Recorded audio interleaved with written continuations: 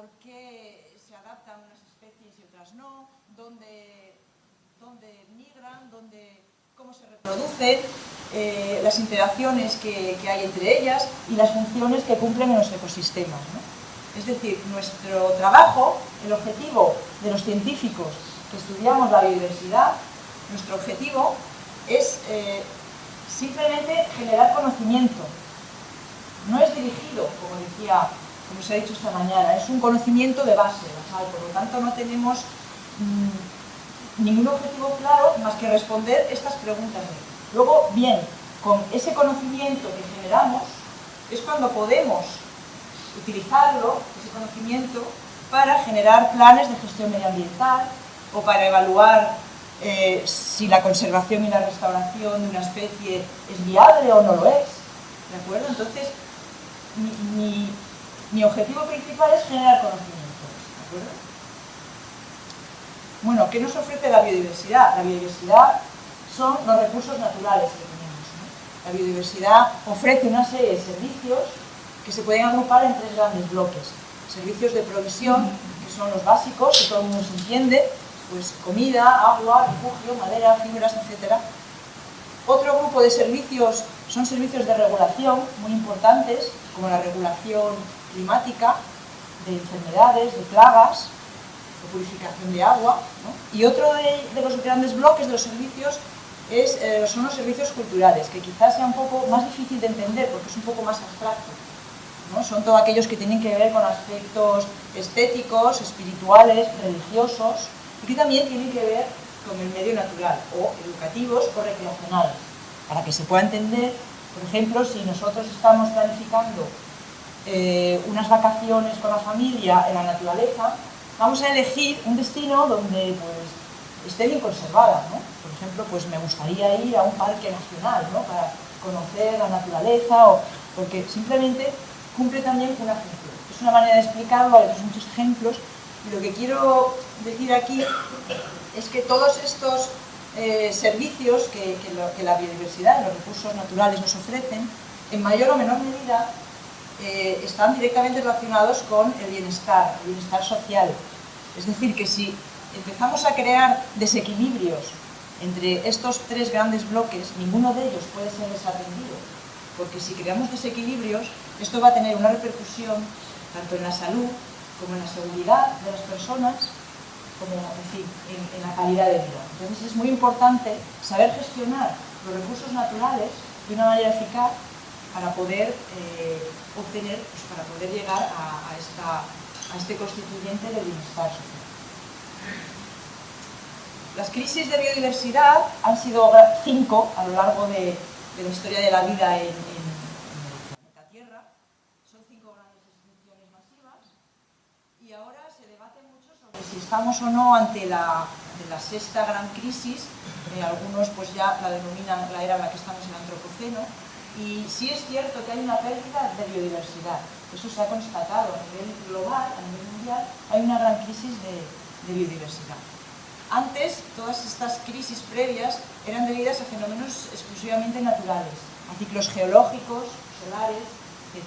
Pero hoy en día tenemos otro factor más, que es el factor antrópico, de ahí viene lo de antropoceno, ¿verdad? Porque las amenazas son dos, es decir, se multiplican. El problema se ha duplicado, no se ha duplicado de una manera exponencial, porque ahora no solamente son las causas naturales que pueden influir en estos cambios climáticos, sobre todo, o globales, pero es que ahora la transformación del medio por parte de la acción humana está provocando, está incidiendo de una manera muy significativa, no solo en el cambio climático, sino también en el cambio global. Entonces, bueno, a lo largo de mi charla vais a poder ver que siempre voy a dar referencias de dónde he obtenido las imágenes o de dónde he obtenido la información que os estoy tratando de transmitir. Todas ellas son revistas de gran prestigio y donde se hacen revisiones que son de temas que preocupan a nivel internacional. En este caso, he querido mostrar aquí, hablar sobre la capacidad transformadora del hombre, que ha sido publicado esta revisión en la revista Science en el año 2015 y muestra esta imagen que es bastante significativa, ¿no? Pues dónde empieza un poco la transformación por parte del hombre, pues a partir de la agricultura, que es el primer gran hito, ¿no? Pero quizá es la revolución industrial cuando este cambio es todavía más acuciante, ¿no? Y ya últimamente con la revolución tecnológica nuestra capacidad ha ido más allá de la biosfera. Somos potencialmente capaces de transformar más allá de la Tierra, porque somos capaces, por ejemplo, de generar toneladas de basura espacial, somos capaces potencialmente de contaminar lugares extraterrestres con material terrestre, y a la inversa, ¿no? Como decían también esta mañana Javier, que nos contaba pues, que podemos crecer plantas en un ambiente hostil fuera de lo que es la biosfera. Es decir, nuestra capacidad transformadora no tiene comparación con ninguna otra especie viva que haya habido en la Tierra. Entonces tenemos que ser conscientes de ello, y también tenemos que ser conscientes que podemos, de alguna manera, somos responsables de gestionar los recursos naturales que tenemos. Bueno, en este otro artículo se hace una revisión sobre cuáles son las principales amenazas a la biodiversidad ahora en la actualidad y también en el futuro próximo. Y entonces se centran únicamente en dos grupos de organismos, ¿vale? Porque lo hacen a nivel global y es bastante complejo. Dependiendo de los grupos de organismos, las amenazas pueden ser unas o pueden ser otras. Las bacterias no tienen las mismas amenazas que pueden tener las aves o los mamíferos. Entonces, en este sentido, estos autores publicaron en el año 2017 en la revista Nature. Es muy interesante porque yo les invito a que, si están interesados en esto, puedan leerlo, porque aunque son artículos científicos de revisión, sí que tienen un carácter bastante divulgativo también, son bastante accesibles. En fin, lo que detectan aquí es que hay tres grandes causas de pérdida de biodiversidad en mamíferos y en aves, que es debido a la pérdida de hábitat, por la agricultura, en primer lugar, por la tala de bosques y por el desarrollo urbanístico de los asentamientos humanos. Y luego detectan dos causas por muerte directa, en este caso la caza. Por eso digo que si estamos hablando de plantas o de bacterias, pues la caza obviamente no va a ser una amenaza, en este caso sí. Y en quinto lugar aparecen las especies invasoras. Pues aquí es el momento de entrar en el concepto, ¿no? ¿Qué es especie invasora? Para ello tenemos que introducir otros dos conceptos previamente, que es el de especie autóctona o nativa, que es aquella especie originaria de un lugar y cuya presencia en ese lugar se debe exclusivamente a fenómenos naturales. ¿De acuerdo? Por ejemplo, los tejos en nuestros bosques, los hayedos aquí en nuestro territorio, la nutria en nuestros ríos. Y luego tenemos el concepto de especie alóctona o exótica. Es aquella especie que ha sido introducida en un lugar, deliberadamente o no, por actividad humana. En este caso, pues, por ejemplo, las avestruces, las granjas de avestruces, aquí, pues bueno, tenemos granjas de avestruces, son animales exóticos, ¿vale? Porque vienen de otro lugar y estamos aquí criándolos. O, por ejemplo, muchas plantas de jardinería, las calas, que nos gusta cultivar en el jardín, pues son especies exóticas, ¿vale? Y luego, por último, entramos aquí en la definición de especie exótica invasora. Es aquella que, siendo exótica, es decir, que la hemos traído deliberadamente o no de otro lugar, se establece en el medio y se dispersan sin intervención humana, generando, esto es importante, generando un impacto negativo sobre los ecosistemas y las especies nativas. Bueno, para ver si este concepto se ha entendido, muestro aquí unas imágenes de varias especies de animales y plantas, y algunos de ustedes podrán identificar algunas como especies invasoras rápidamente, ¿no? Y podría preguntar cuáles de ellas son, cuáles no lo son. Bueno, pues la respuesta es que absolutamente todas las especies que hay aquí son invasoras. Porque la respuesta a la pregunta que si yo hago son invasoras, la respuesta es ¿dónde? ¿Dónde son invasoras? Aquí, en nuestro territorio. Aquí en Euskadi, o en la península ibérica, o bien, por ejemplo, el aliso, que forma bosques de ribera aquí en nuestro territorio, es una especie invasora en Australia. El madroño es una especie autóctona y en algunos lugares protegida aquí en la península ibérica. En las Islas Canarias es una especie invasora, y así puedo seguir. También todas ellas son especies nativas. Por ejemplo, el mejillón tigre, especie muy peligrosa aquí es nativa del Danubio, es autóctona. O sea que el concepto es un concepto relativo, depende del lugar, ¿vale? Del territorio. Ahora voy a dar unas breves pinceladas sobre política medioambiental para que podamos entender cuál es la problemática del eucalipto aquí, para ver un poco cronológicamente dónde estamos. La política medioambiental surge como una necesidad a raíz de la revolución industrial.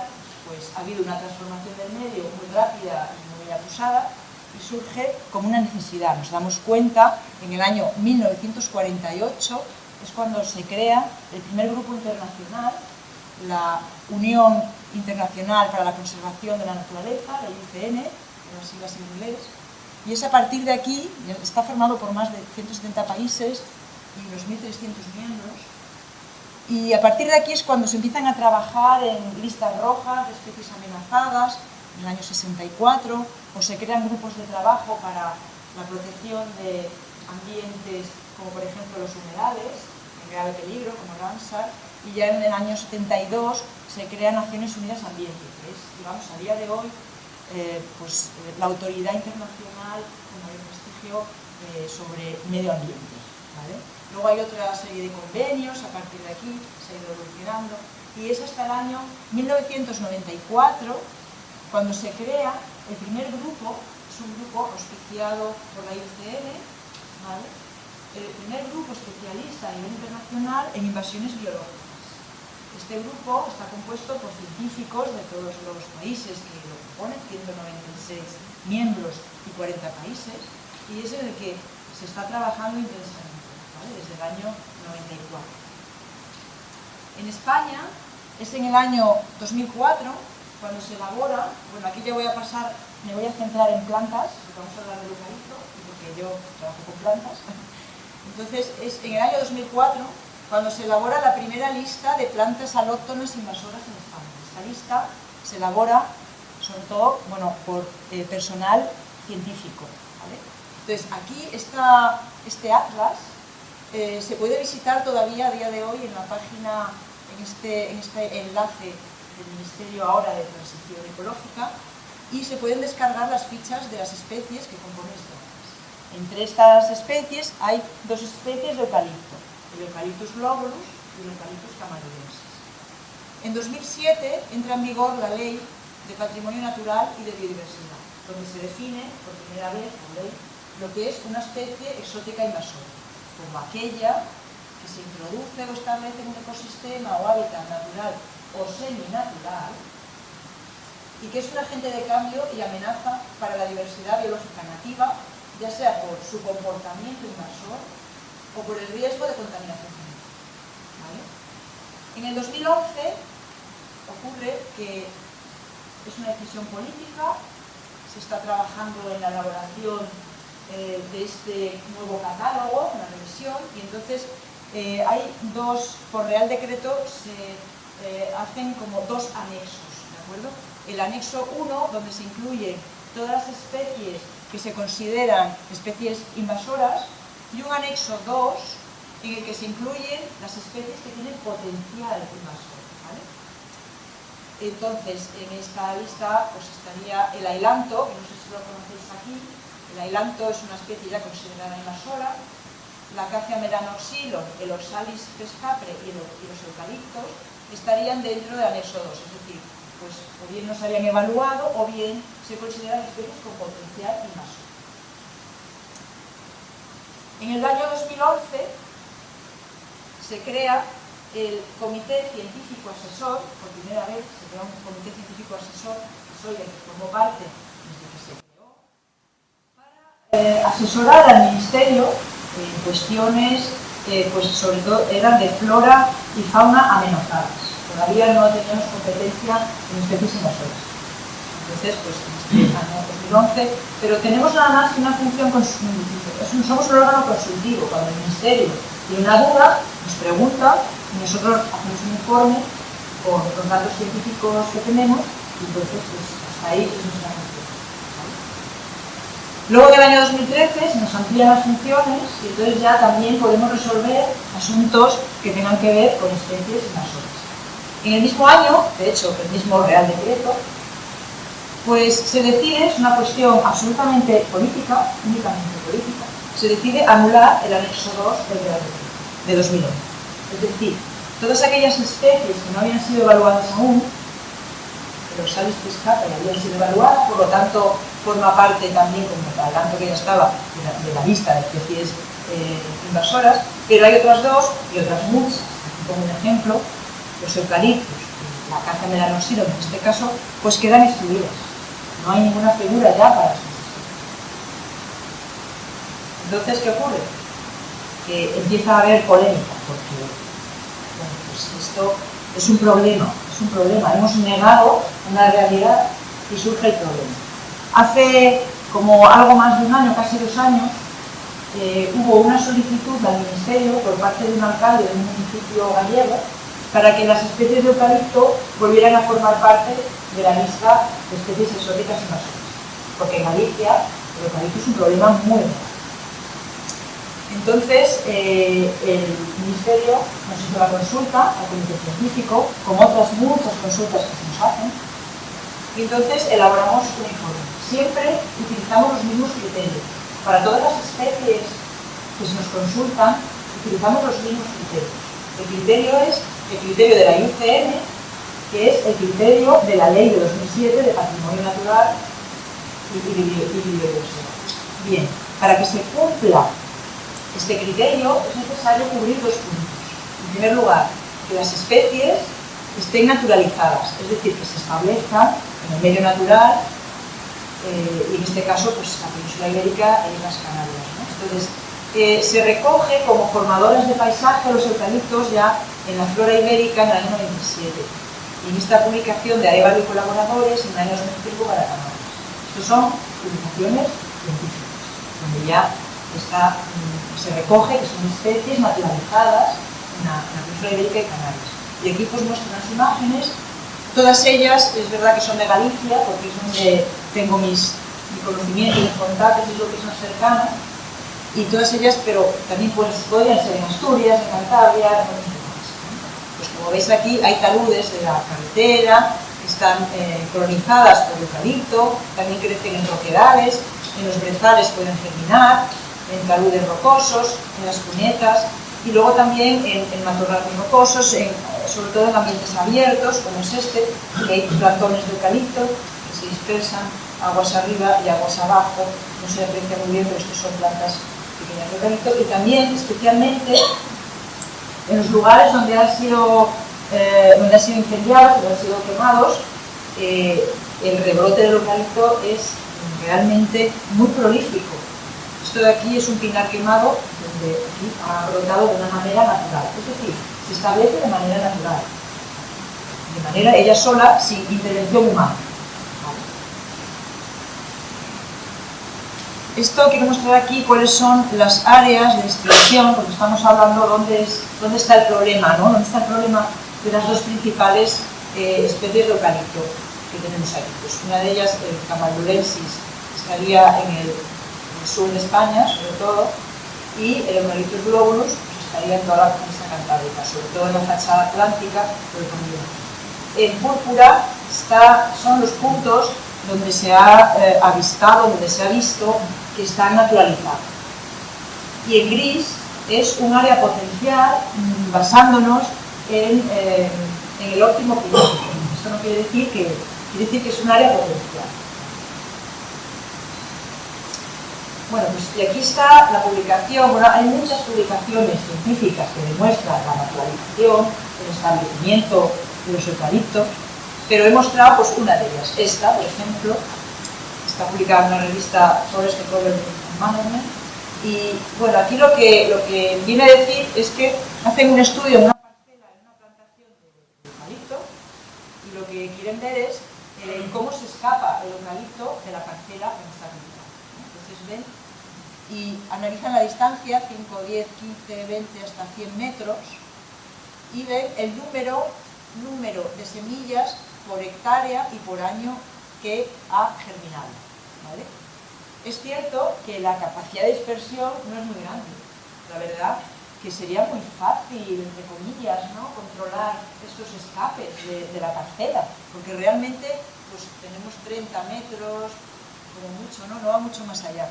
Pero es que la capacidad de asentamiento que tiene es bastante alta. Como veis aquí, estos son germinadas, estos son lo que sobrevive a 60 días y esto es lo que sobrevive a 180 días. Vemos aquí a unos 25 metros, alrededor de 250 plantones, es lo que tenemos por hectárea y por año que se ha asentado. Si esto lo dejamos libremente sin control, cuando estas plantas vuelvan a ser maduras y a echar semilla, volverán a colonizar nuevamente otros 30, 40 metros, etc. O sea que realmente hay naturalización, hay escapes y hay asentamientos. Ahora bien, tenemos que cumplir también el segundo criterio de la IUCN para considerarla que es invasora, porque hasta ahora hemos demostrado que se naturaliza. Entonces el criterio es, hay que demostrar que realmente, es un agente de cambio y amenaza la diversidad biológica natural. Entonces, bueno, hemos traído aquí algunos parajes naturales, algunos de ellos protegidos, como, bueno, no sé, tenemos aquí la ribera del Guadiana, con eucaliptos, este matorral rocoso en la costa gallega está siendo manejado para la erradicación del eucalipto, es un área natural que tiene interés. En los parques nacionales, como el Parque de las Islas Atlánticas en Galicia y el Parque de Garajonay en Canarias, se ha invertido dinero para la erradicación del eucalipto. En la costa gallega llega hasta el pie de costa, hasta la playa, en los eucaliptos, que nos esperan casi madurar. En fin, en los acantilados, en la fraga de Leume, se mezcla con la vegetación autóctona, etc. Ahora bien, vamos a los datos científicos. Yo no quiero aburrir aquí mucho, pero he intentado extraer de las publicaciones que, como digo, se pueden consultar libremente, y voy a tratar de explicar un poco los resultados. Pero, bueno, básicamente, en este trabajo, por ejemplo, lo que están viendo esto es un trabajo en las fragas de Leume, y lo que ven es, en las fragas de Leume, el eucaliptal está mezclado muchas veces con la vegetación autóctona. Lo que ven es, analizan, cuando la proporción de eucaliptal respecto al bosque autóctono aumenta, la diversidad de insectos disminuye, así como el número de familias de insectos. Del mismo modo, cuando la cobertura del eucalipto aumenta, la temperatura del agua del río aumenta. Y, por el contrario, cuando la proporción de bosque autóctono aumenta, la temperatura del agua del arroyo disminuye. Estos son datos que indican que hay ciertos cambios en el ambiente, es decir, es un agente de cambio, ¿vale?, sobre el medio natural. En este otro artículo, lo que están estudiando es cuál es el efecto post-incendio. Es decir, una vez que hay un incendio, ¿qué ocurre con el suelo? Si el suelo tiene la misma capacidad de retención de agua y humedad en un bosque autóctono que se quema que en un eucaliptal que se quema. Y lo que han visto es que significativamente en el eucaliptal la capacidad de retención de agua y humedad pues es significativamente menor. En este otro estudio, este es un poquito más complejo porque es un metaanálisis, es decir, tiene en cuenta diversos, múltiples estudios, porque muchas veces pues puede que no sean muy concluyentes los estudios, dependiendo de dónde se hagan, dependiendo del muestreo que se tenga en cuenta, de los factores. Y en este metaanálisis lo que ven es que esto de aquí es el número de estudios, o número de parcelas, número de muestreo, que como vemos, a medida que el número es mayor, la varianza es menor y el nivel de significación, es decir, son más significativos los datos. Entonces, lo que ven en este estudio, lo que concluyen, es que realmente las hojas del eucaliptal tienen un efecto significativo sobre la comunidad total de microfauna del suelo y también sobre otros aspectos físico-químicos. Y especialmente, tanto si se tiene en cuenta la zona de captación de agua como la vegetación riparia, como en sí el arroyo, ¿vale? Esto tiene que ver quizá, en parte, no digo que todo, con la actividad alelopática de la hojarasca del eucalipto. Esto hay muchas publicaciones que lo demuestran. Esto es que en las hojas del eucalipto hay unas sustancias que inhiben la germinación de otras plantas, y de hecho pues yo creo que se ha utilizado en algunos como remedio para el control de algunas malalías. Es decir, que tiene un efecto que se puede utilizar, esa utilidad, pero claro, para el medio natural pues está inhibiendo en algún modo la vegetación que debería crecer. En este otro trabajo de aquí, lo que se demuestra es la pérdida de biodiversidad en aves. Este es un trabajo también hecho en diferentes parcelas. Se han utilizado 5 parcelas de cada tipo de vegetación. Aquí tenemos matorral, bosque autóctono, plantación de pino, y luego esto corresponde a eucaliptales. Eucaliptal maduro, eucaliptal intermedio, de edad intermedia y eucaliptal joven. Y aquí lo mismo. ¿Vale? Entonces esto lo que indica es el número total de especies de aves y aquí la abundancia de individuos. ¿Vale? Estas tablas son un poco complejas, pero me voy a ir a lo más importante y luego si alguien tiene dudas que me pregunte. Esta de aquí, esta barra más gris más oscura, es el dato real, es la observación, número de observaciones. ¿Vale? Luego hay estimadores. Aquí hay un estimador que quizá nos puede despistar. Este es un estimador de biodiversidad que se llama CHAO2, que lo que ocurre aquí, lo voy a explicar rápidamente, es que tienen en cuenta, tiene mucho peso cuando una especie se observa solamente una vez. Cuando tú vas y observas solamente una vez, ese número se eleva al cuadrado. El número de especies que se observan una vez tiene un peso al cuadrado sobre la biodiversidad. Por lo tanto, por eso se explica que en los eucaliptales jóvenes e intermedios este estimador se dispara frente al eucaliptal maduro. ¿Vale? O sea que esto, digamos, que tiene muchísimo sesgo. Donde nos tenemos que fijar es en la barra oscura, que es el dato real. Y también aquí en el número de abundancia de especies, que como ven, es significativo entre el eucaliptal y el resto de formaciones vegetales. Tanto el matorral, bosque nativo, como la plantación de pino, tiene una biodiversidad semejante, pero el eucaliptal hay una diferencia significativa. Es decir, que mientras que la plantación de pino no tiene un efecto significativo sobre la pérdida de biodiversidad de aves, el eucaliptal sí la tiene. ¿Vale? Lo mismo ocurre con los líquenes. Con los líquenes esto es más fácil de ver, quizá, porque aquí el estimador realmente pues, ni siquiera, o sea, quiere decir que se han observado, esto quiere decir que se han observado más veces las especies, se ha observado el mayor número de veces, pero el número de especies es significativamente menor. ¿Vale? Aquí vemos los eucaliptales, las letras indican que hay diferencias significativas. Como vemos aquí, el eucaliptal, ya sea maduro, intermedio o joven, hay una pérdida significativa en el número de especies y en la abundancia. Pero como ven aquí, los pinares no. Los pinares no suponen una amenaza. Aunque no sea una vegetación autóctona, el pinar no está amenazando la flora liquénica ni la avifauna. Es la diferencia que hay. No necesariamente tiene que ser nativo o exótico. En este caso, el pino que cultivan aquí, el radiata, creo que es, pues no es invasor, porque no está provocando una pérdida, un daño a la biodiversidad. Pero el eucalipto sí tiene ese potencial. En Galicia está ocurriendo, en Portugal está ocurriendo, en muchas partes del mundo. Y posiblemente aquí, si se llega a plantar, que se podrá plantar, y no se gestiona bien, tendremos este problema. ¿Vale? Otro aspecto que se ha tenido en cuenta, que el comité hemos tenido en cuenta, es la fragmentación del ecosistema natural. Esto es un trabajo, que publicado en el 2010, sobre el Parque Natural de las Fragas de Leune, en Galicia. ¿No?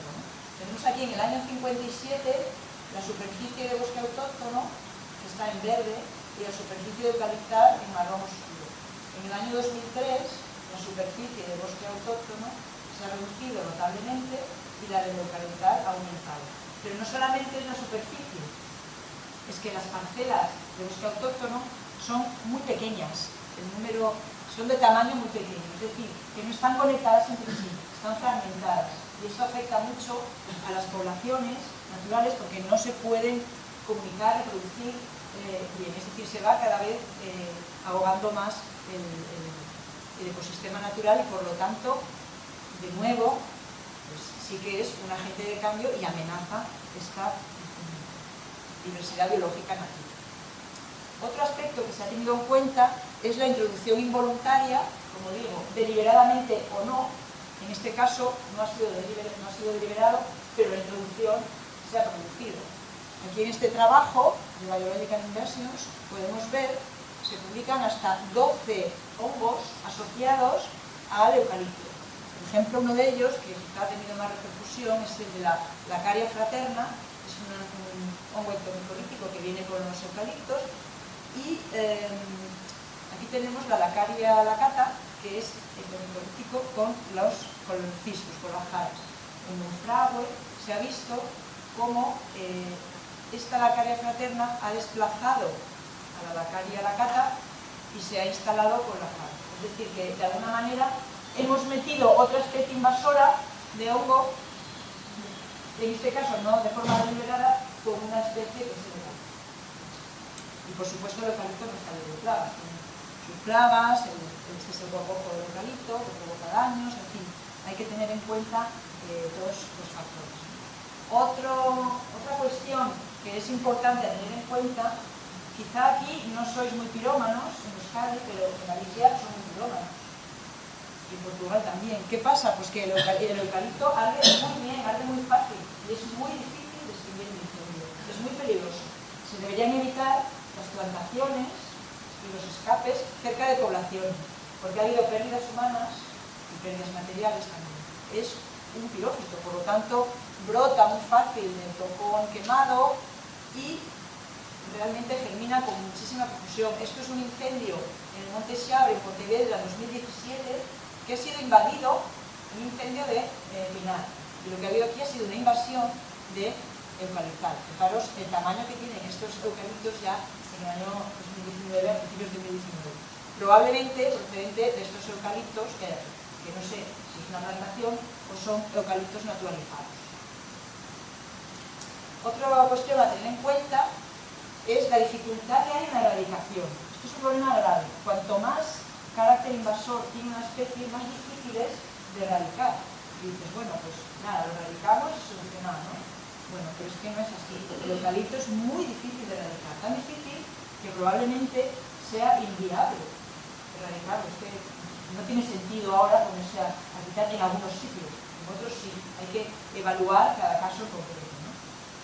Este es un trabajo que lo que se hizo en ese trabajo fue entrevistar a diferentes técnicos medioambientales de todas las comunidades autónomas del país, y entonces se les preguntaba sobre el estatus de varias especies exóticas y todos ellos, bueno, la conclusión es que los eucaliptos se consideran invasoras, se consideran nocivas en 11 comunidades autónomas, ha sido gestionada o manejada en 8 de ellas, está presente en 13, se considera nociva en 14 áreas protegidas y ha sido manejada en 13 áreas protegidas. Pero digamos, lo más importante quizá aquí para que se vea el peso es que llevamos gastado de dinero público en intentar erradicar, en intentar manejar más de 31 millones de euros, mucho más que otras especies que están ya, que se consideran invasoras, como puede ser el ailanto o el jacinto de agua, ¿vale? Es un problema muy serio. Y últimamente, en el año 2018, el año pasado, se publica esta lista, es una lista que los autores, parte de los autores de esta lista trabajan en este grupo de invasiones biológicas que mencioné al principio. En esta lista, se listan las peores especies en Europa, ¿no? Especies exóticas en Europa, pero no solo de plantas, también de animales. Y el eucalipto tiene un ranking aquí de 50, ¿vale? Hay mamíferos, pájaros, de todo. Entonces, realmente, si Europa nos está diciendo tener cuidado porque es una especie muy peligrosa, pues no sé lo que estamos haciendo aquí, pero bueno, aparte de ello, hacer ciencia, no sé qué más podemos hacer. Otra medida, otra cosa que hicimos el comité científico fue hacer un análisis de riesgo. Además de demostrar con datos científicos que es una especie invasora, lo que hicimos fue analizar, hacer un análisis de riesgo no solamente de las especies de eucalipto, sino de todas aquellas para las que nos piden informes. Para todas hacemos lo mismo y para todas aplicamos los mismos criterios y los mismos protocolos. ¿Vale? Aquí aplicamos el protocolo de Gasó y colaboradores, que es una adaptación de este protocolo de bioseguridad y evaluación de especies invasoras. Entonces, para esto se utilizan hasta 49 características biogeográficas, biológicas y ecológicas de las especies. Y se obtienen unos valores, menos 14 y más 29. Se considera que no tiene peligro de invasión cuando se obtiene un valor por debajo de 1 y se considera con peligro por encima de 6. Y cuando se obtienen valores entre 1 y 6 es porque no hay datos suficientes para poder evaluar. Esto es porque cuando yo no sé las respuestas de estas 49 preguntas, le doy un valor de 0. Por lo tanto, cuando no tengo conocimiento, no puedo hacer un análisis de riesgo. ¿Vale? Entonces lo que hicimos fue, aquí muestro algunos de los valores que se han obtenido aplicando este análisis de riesgo. Tenemos aquí, por ejemplo, el ailanto, que está ya incluida en especies en la lista, en el catálogo de especies exóticas invasoras, tiene un valor de 12. Los salis, 24. El plumero de la pampa, que a lo mejor lo conocéis, 26. La caza de nanosilo, 17. Los eucaliptos, todos estos eucaliptos están naturalizados aquí en nuestro territorio, pero me he centrado en 2 de ellos, lo que pasa que hay más. Todos obtienen valores positivos. Es cierto que algunos son más bajos, prácticamente muy bajo, pero otros, el camadurensis, el globulus y el niteris, tienen valores 27 y 24 muy altos. Son especies de alto riesgo. ¿Vale? Luego hay otras especies en las que no hemos podido evaluar porque no tenemos el conocimiento científico para poder responder a esas 49 preguntas del análisis. Y luego hay otras que son especies que se pueden naturalizar, se nos pueden escapar del jardín, pero que realmente, como la cineraria o la calíndula, no tienen un potencial invasor. Y como conclusión, quiero dejar aquí, bueno, la conclusión es obviamente que según el criterio de la IUCN y basándonos en datos científicos, las especies de eucalipto que hay naturalizadas en nuestro país son exóticas invasoras, aquí. Y por lo tanto debería incluirse en este catálogo español de especies invasoras. Yo lo que quiero dejar ya para el debate, para reflexionar, para que cada uno de nosotros reflexionemos, es ¿cuál es el criterio que ha seguido el Ministerio para considerarlas no invasoras o para desestimar nuestro informe? ¿Qué consecuencias tiene pertenecer o no a este catálogo? ¿Realmente si una especie lo metemos en el catálogo va a ser esto, vamos a ponernos a erradicarla y a prohibir todo? Yo creo que no, porque el ailanto lleva años con el catálogo y estoy harta de adelantos por ahí, o sea que realmente, a no ser que haya denuncias o que haya un caso concreto, pues yo creo que el catálogo sirve para reconocer un problema en primer lugar. Si no reconocemos el problema, no podemos buscar soluciones, ¿vale? Cuando tenemos un problema hay que reconocerlo, buscarla, si no. Y yo creo que los eucaliptos entren en este catálogo es el primer paso que hay que dar para buscar soluciones. Si no, no hay manera, simplemente negar, es un negacionismo. ¿Vale? Luego, esto que es lo más importante, ¿no? ¿Qué peso tiene el interés económico? Obviamente lo tiene todo, el interés económico, porque el problema aquí no es que si el eucalipto es malo, es bueno, no es. Es que el problema es un conflicto de interés medioambiental, que obviamente no tiene mucho peso económico, ¿no? Como sabemos, y forestal, que tiene muchísimo peso económico. Y aquí es donde el ministerio anterior, donde el gobierno anterior, decidió cercenar un informe científico, con base científica, que utilizamos los mismos criterios para otras especies, como la caza de nanosilo, que no se nos ha tumbado, no se nos ha dicho nada. De esa especie no tenemos ningún problema. Ahora, por los eucaliptos, que no nos los toquen. No vaya a ser que tengamos que quitar toda la Galicia de eucaliptos y, en fin, tenemos un problema, ¿no? Entonces yo creo que es un problema político, económico, pero político también, y yo creo que tenemos que ser lo suficientemente inteligentes entre científicos, entre gestores, entre políticos, entre toda la sociedad que está de alguna manera interesada, tanto medioambientalmente, en la parte forestal, reunirse, sentarse y tomar decisiones. Pero el primer paso es que entre en el catálogo, porque si no, no podemos tomar ninguna decisión, simplemente esperar a que llegue el problema. Entonces, pues, nada más. Yo quería de nuevo agradecer a la Fundación Balsoa, quería también agradecer a mis colegas del Comité Científico Asesor, especialmente a Montse Vila, que es especialista en invasiones biológicas, que ha firmado los informes que yo he coordinado y que forma parte también de ese Comité Internacional en Invasiones Biológicas.